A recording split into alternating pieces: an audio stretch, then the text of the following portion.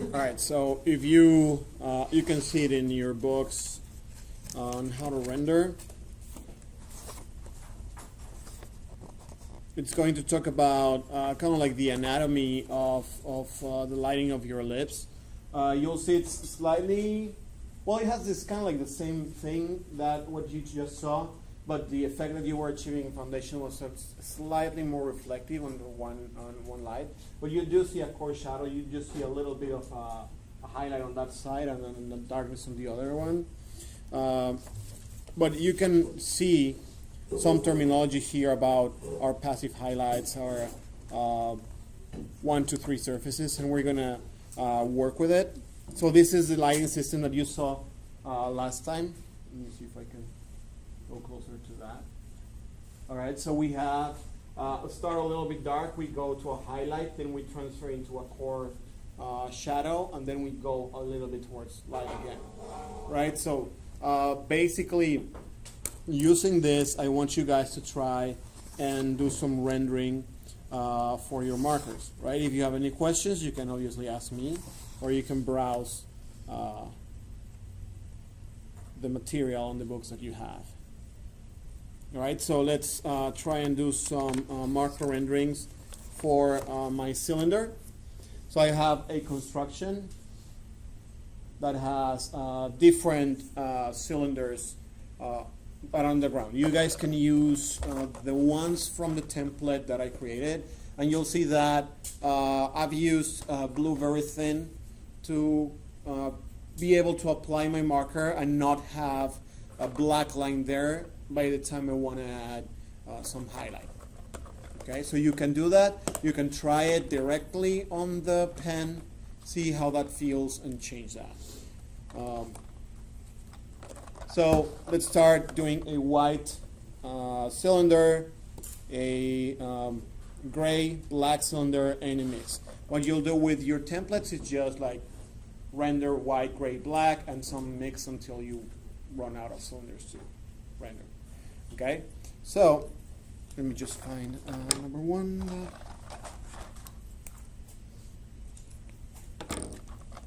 That's more ink.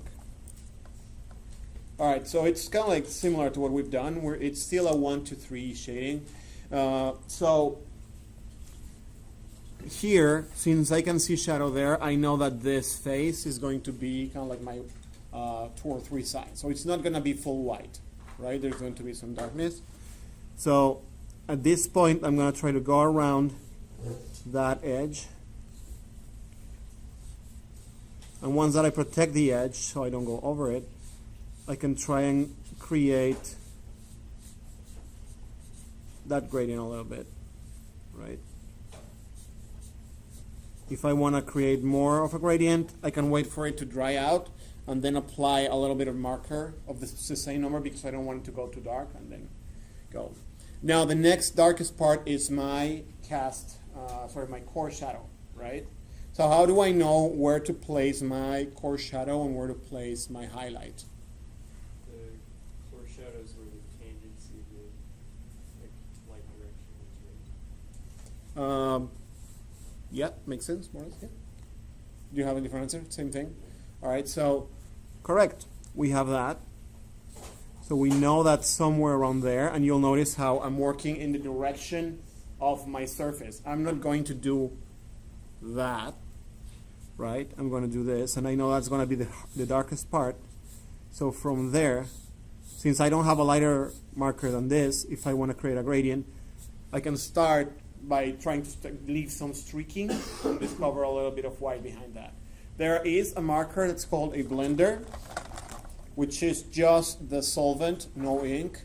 So you can sometimes get a little bit of a gradient from 1 to white if you wanted to do that.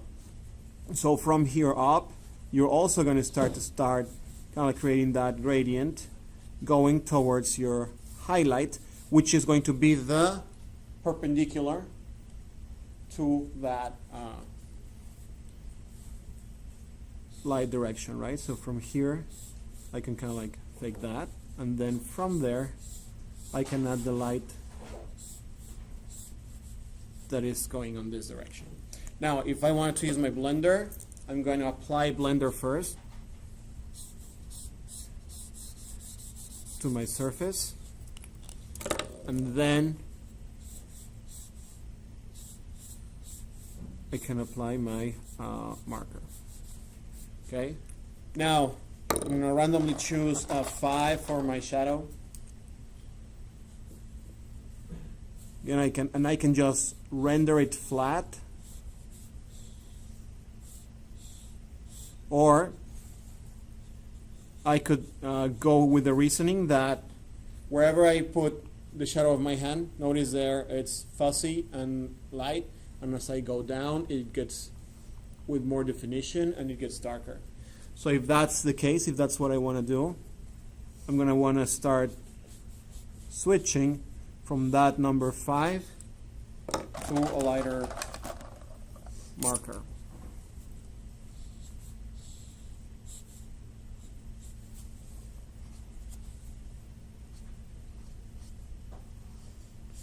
Try to follow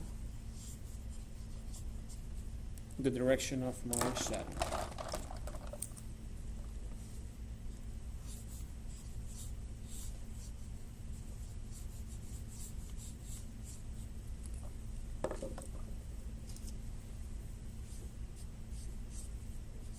Oops, a bit too far, but there is my cylinder that is of a very light color.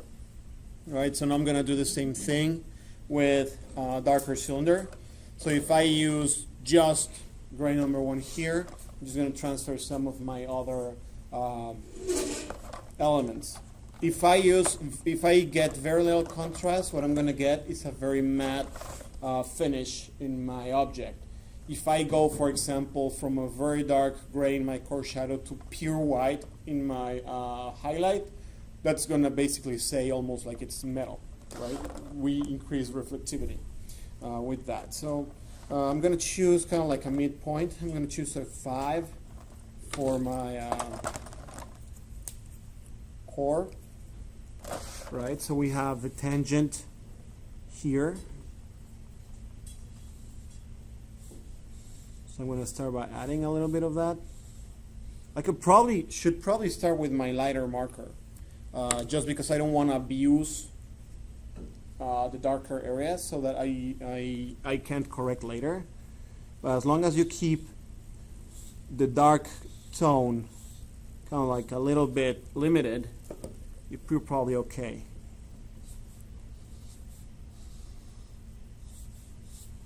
Alright, so from there, then we can start going up. I'm going to add a little bit more of 5 so I can protect my edges.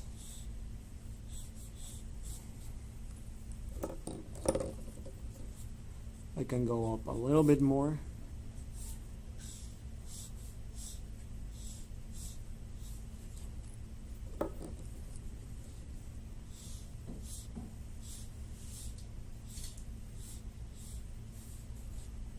And let's do 2.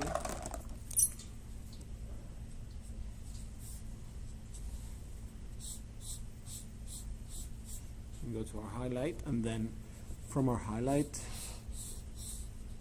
we start going there. So that is going to be almost like super reflective. So it depends on if I want my lightest point to be white or not. I may decide that my lightest point is going to be at 10% gray, and that's fine. Probably want a little bit of 3 there on that edge.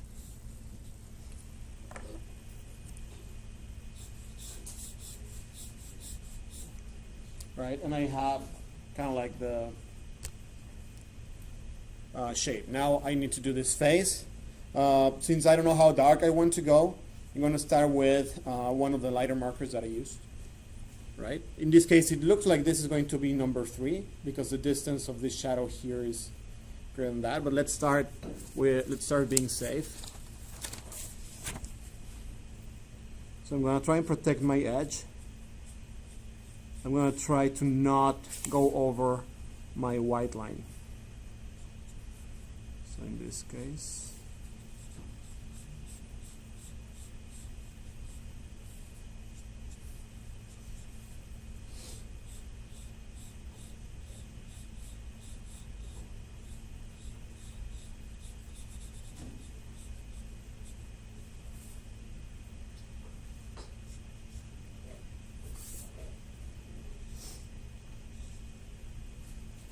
right, so I'll decide if that looks accurate or if I need to make it darker. I'm going to let it dry for a little bit.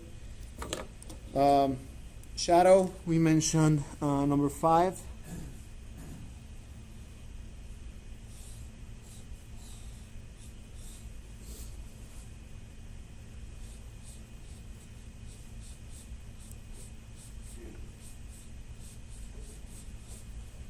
We're going to 4.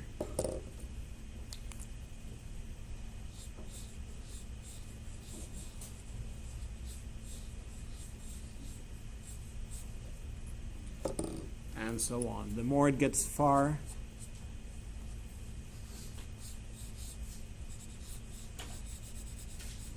the fuzzier it will be. I don't want it to look like there's steps, so I may need to go back and kind of like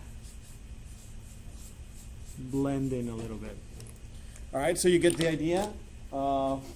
White, gray, black, the next one, and you do some of them that have those material cuts. You can play with your black lines and white lines for part lines from this to the other one. Darken this guy here.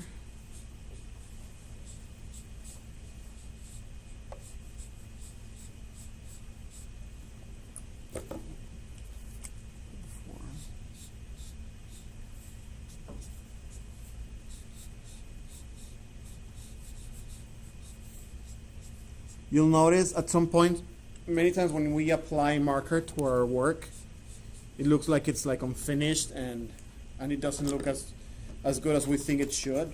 But remember, you still need to kind of like finish it and add your line work. And once you add it, your eye is going to go, and even if this was like bled a lot and there's a lot going on, once I add my line, my brain will go specifically there and will ignore anything that I let go. Right, so.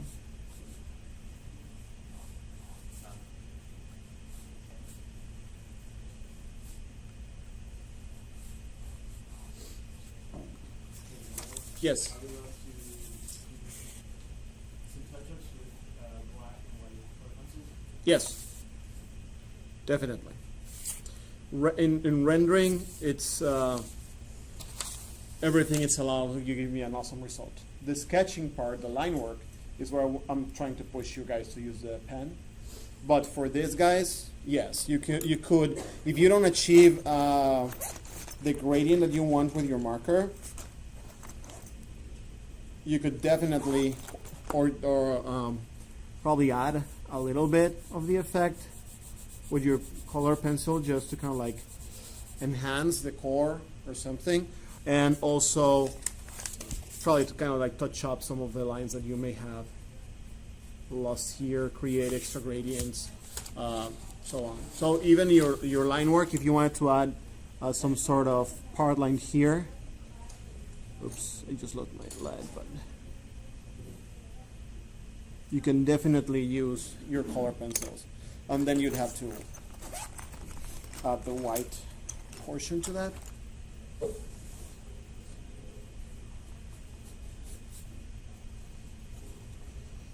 And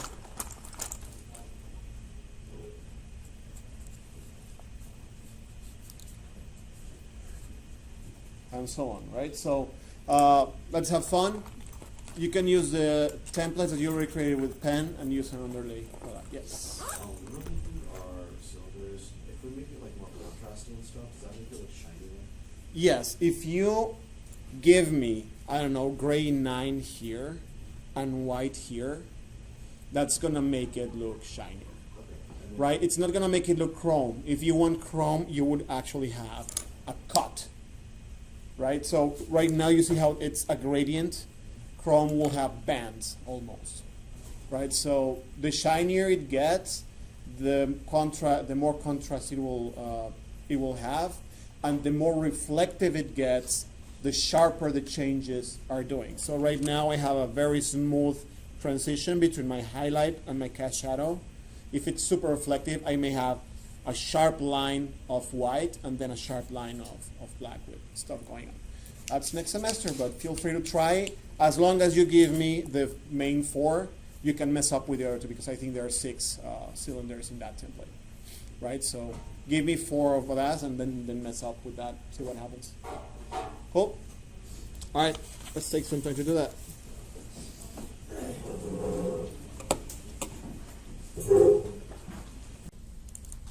All right, so I don't know how visible that is to where you're standing, but we have a series of lamps or lanterns that have kind of like a different feel, right? They're made from those repeated cylinders, either with straight lines or not, and then with some like interesting part lines there. So we're gonna do the same thing. We're gonna render one of these elements in white, one of them in black, or like just practice. It's a little bit more freedom thing here. So for example, how will we do the organic one? I'm gonna get my gray number 1 because that's gonna be my lightest one. And the difference here is that instead of going straight like we did in this ones, I'm gonna go along with the surface, right? So if I want my, this is my kind of like my light direction, if that's my tangent, then my cast shadow is gonna start kind of like there, right? I'm gonna protect that edge, I'm gonna protect that edge, and then from there, I'm gonna start kind of like going with my surface, right? Until I get to my highlight, which is gonna be the perpendicular, and then from there, I'm gonna start doing the other side, right? So if I want my object to be white, probably that may be enough to do that. But now, how do I do that side? And that's when you have to ask, well, where is my surface looking at? Is it looking towards the light source, or is it looking away from the light source? And you're gonna get it probably, you're actually going to have an inverted version of events. So maybe this is going to be my cast shadow, and from there I'm going to start reverting towards my highlight that's going to be down here, right? And then in this side it's going to be something similar. I'm going to start with really dark, I'm going to start going towards the light source there, and then this is pretty straightforward that it's dark. So if I want to add a little bit of more contrast,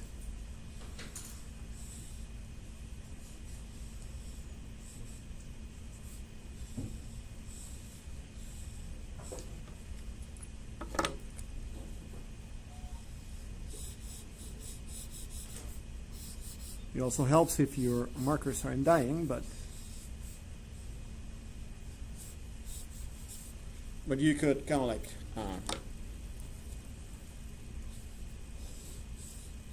show that a little bit. So you're going to go along with the surface. If I have this, I may decide that my core shadow is going to be here at the edge of my other line, and from there I'm going to start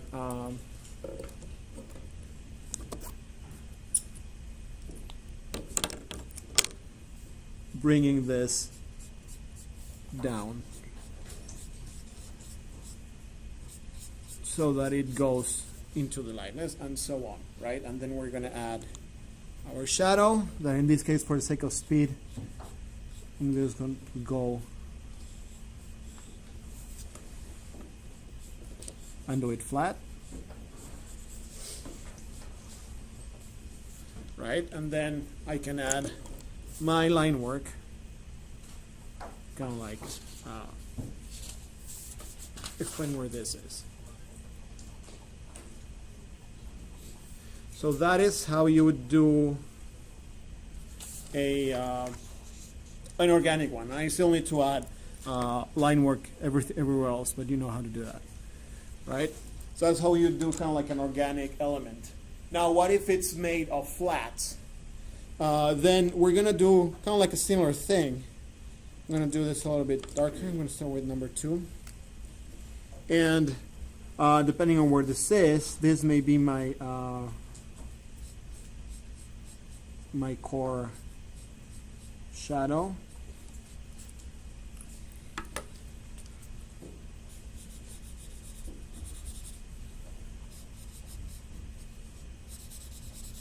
I'm going onto my highlight, right? And then I'm gonna start doing the same with this little kind of like other surfaces. And one trick to make it look better is to not have my highlight kind of match the next highlight and so on. So for example, here I'm gonna change, probably extend my cast shadow a little bit so that there is a slight difference with my gradient. Right? And then I can go here towards this end, and I can do that.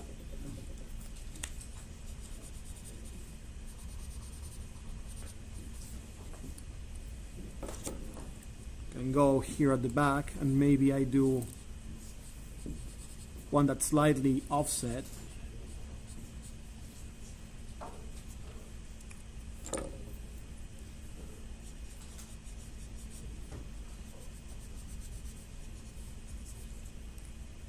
And then I go to the one at the back that's gonna be slightly offset as well.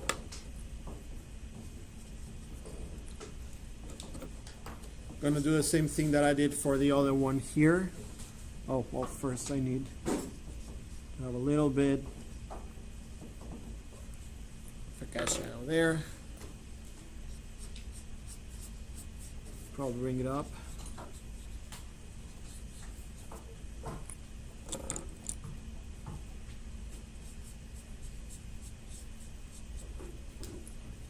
Going around.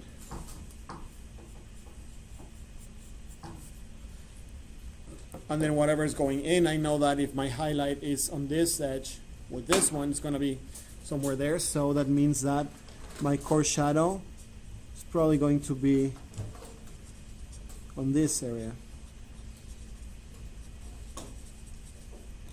And it's slowly going to transition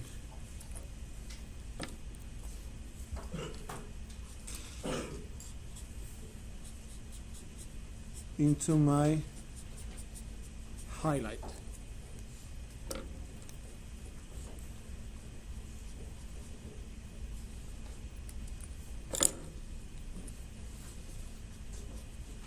And let's give this a darker core in here, like a different material, so that when I add my line work here,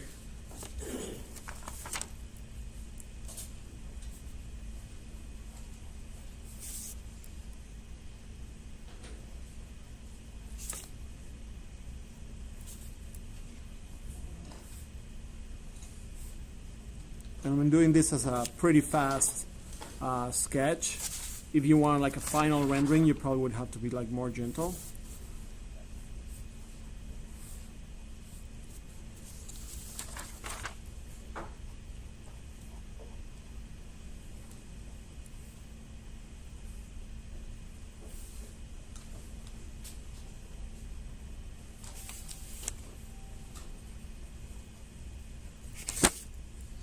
I'm using my raised like a compass here to kind of get a little bit better line work.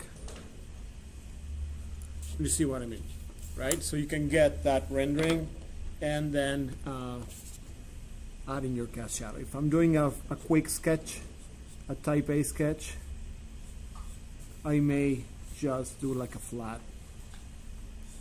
shadow. If you're doing a final, then again, should be a little bit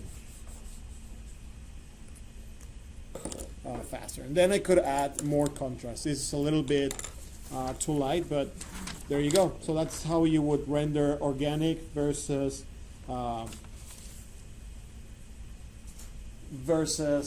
made of planes. I believe this was a gray, then our lightest area, or our darkest area, like everything would move down. And then these lines that we're using right now with a black pen would need to be recreated with a white pen for that highlight. Cool? Yes? So things that are at angles, the cool shadow like jumps up a little bit. Yes, offset them a little bit, so it doesn't look like a band of things. Yes. Do you also project our shadows or just kind of like guess them on these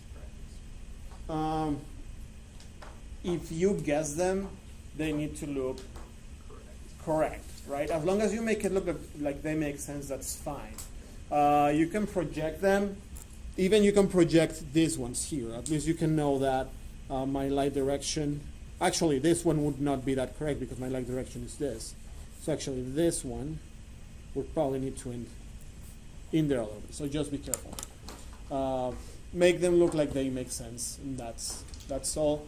If the simpler the shape, the more important it is to get them tight, because you're going to be able to tell spot on that something's wrong. If the shape starts becoming a little bit more complex, project its basic shape, and then you can kind of like guess what's going on in between. But it has to be somewhat of a strong, like an informed guessing, and not just blind guessing. Correct? All right, so let's try this, guys. After that, you had, again, 5 different objects, or 6. So let's try and render one so that it looks white, one that it looks gray, one that it looks black, mixed materials, and so on. All right? For the organic? Sorry? For the organic ones? Again, sorry. For the organic ones or for just cylinders? If you only did this kind of object, that's fine. I would like you to eventually try that, especially because in your final you're going to do one organic. So if you don't have it, build one quick one and then try it. Cool. An ellipse.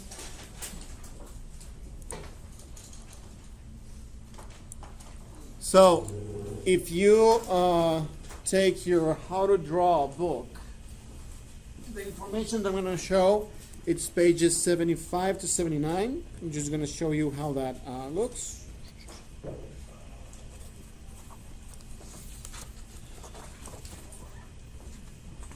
'75 to '79. Basically around all this subsetting ellipses. Here we go. So this is actually, if I start that. Okay, so these pages are basically going to show what I have. We're going to learn how to project and subdivide an ellipse in as many sections that we want. And then we're going to take a few shortcuts to do it. So 5 spoke, 8 spoke, 3 spokes, or 6 are doable with shortcuts. The other one, if you want to get it right, you probably need something like this. So let's see how what all this means. So can I borrow a blank piece of 11 by 17 from somebody? There's one there. Just one. All right, thank you.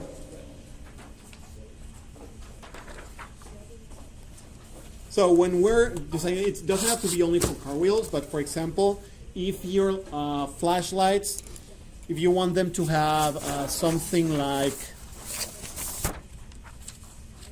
I don't know, if you want them to have like some like little divots there, and you want them to look like they make sense, right? To look accurate. So the first thing is you're gonna design a lot of things from circles. So again, like working in getting those circles right is going to be crucial for you. Now, let's say that I'm going to divide this circle because I want to have a cylinder that has 8 subdivisions, right? 8 is one of the easy ones, right? If I pretty much imagine that this is in a box, I can do kind of like an asterisk.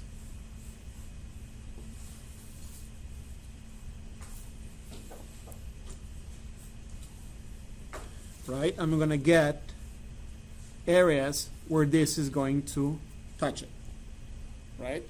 So if I extend these lines, I can make it the edge of my plane in perspective. Let's say that that's my plane in perspective, and it's going to become a cylinder going that way, right? Which means that I can find its center and send it to my vanishing point, so that then I can find my ellipse in there. Okay? So what I'm going to do is I'm going to project those things at the end so that I know where I'm going to touch. So for example, this one, right now I could say that I already have them, but notice how I project this and I can find where those are. Right now one of these lines is a little bit off, so just be careful. So I'll project that, and I can project that into perspective, and I will find that this circle here matches with that circle there, right? Now what happens if this point, I take it and I push it backwards, right? If it's there, then I'm going to have that my subdivisions are going to now go to that point backwards, right? So if I want to do, let's try it again. Let's say that I have this plane in perspective. That's going to be going there. It's a little bit fat, so that my ellipse kind of lives there, and I can project this to make a circle. And then let's say that I want to divide it into 3, but I don't want it to be like 1, 2, 3, which is going to be like a triangle here. Let's say that I want the triangle to be a little bit tilted. I want my 3 sides to be equal, right? So what I could do here is that I can project that point over there and then send it to perspective, which is going to be kind of like over there. Project this, send it, that's going to be over here, and project that and send that, and that's going to be over there, right? So now I have 3 points that I can manipulate. What happens if I then have a smaller ellipse here, right? I can find the same points and then project, right? So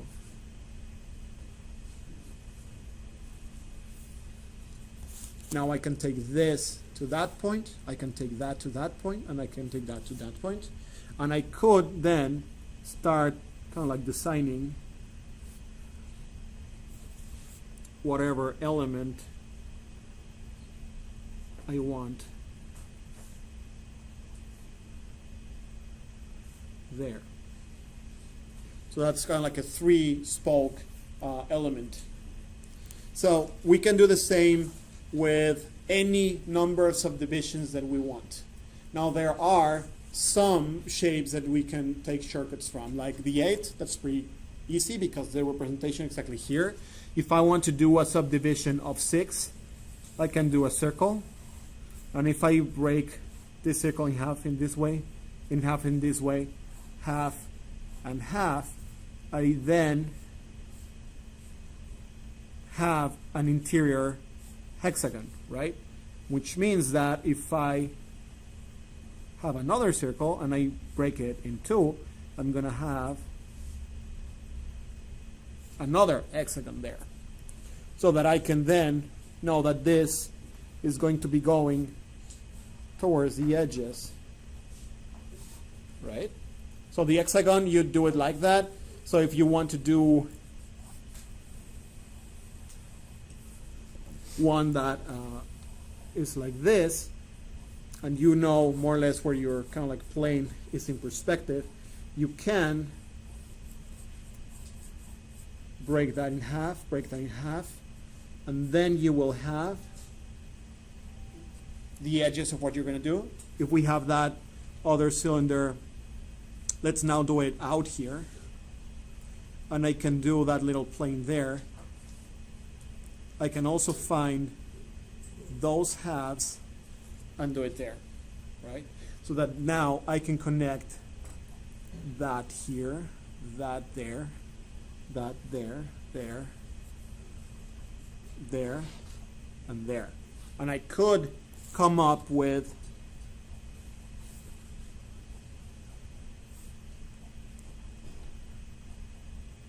my design.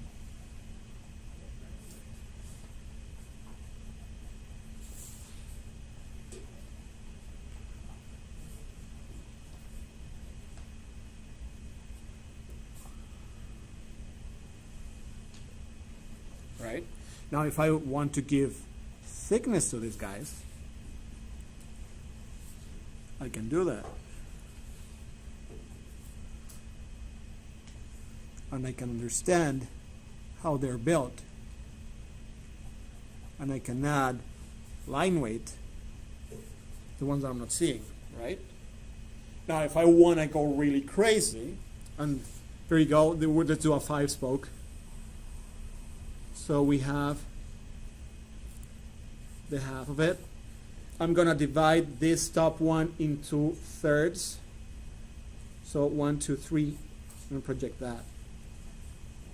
Right? I'm going to project this one into fourths. So there and there. And I can do the same with the circle. Right? So I can then know that this is going to hit that, that, that, that, and that. If I want to go crazy, then I could make this one point there. I can make this one point here. I can make this one point there. I can make that one point there. And I can make that one point there. And then design my car tire to look like it's kind of like fanning out. Right? So if I want to transfer this, one method would be by doing this and projecting, and the other method could be, if I understand where my plane is,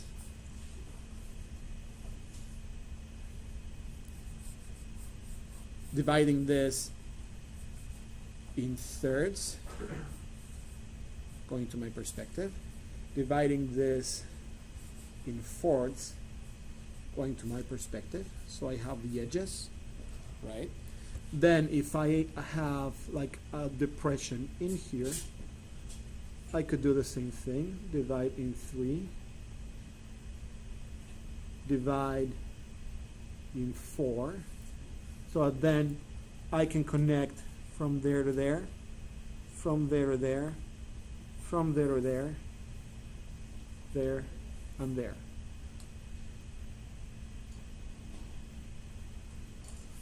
Right, and then I can make up my my design of whatever I'm doing. This could still be a flashlight, not a car tire, but maybe I decide that I want kind of like this cool depressions here.